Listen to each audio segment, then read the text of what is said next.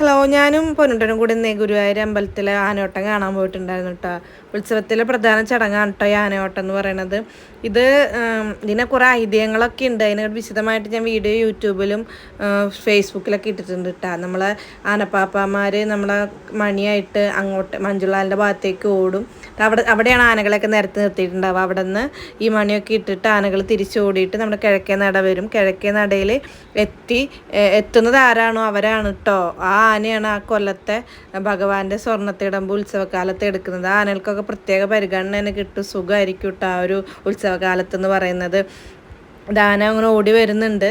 ഇത് ജനസാഗരമായിരുന്നു കേട്ടോ. സൂചി കുത്താൻ പോലും സ്ഥലമില്ല എന്ന് പറയുന്നത് അത്രയും തിരക്കായിരുന്നു.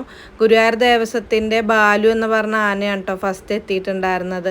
രണ്ടാമത് എത്തിയിട്ടുണ്ടായിരുന്നത് ചെന്താമരാക്ഷൻ എന്ന് പറഞ്ഞിട്ടുള്ള ആനയായിരുന്നു. ഇത് കാണേണ്ട കാഴ്ച തന്നെയാണ് കേട്ടോ. ഇത് 10 ദിവസം ഗുരുവായൂർ അമ്പലത്തിൽ നല്ല ആഘോഷങ്ങളും പരിപാടികളൊക്കെ ഉണ്ടാവും കേട്ടോ.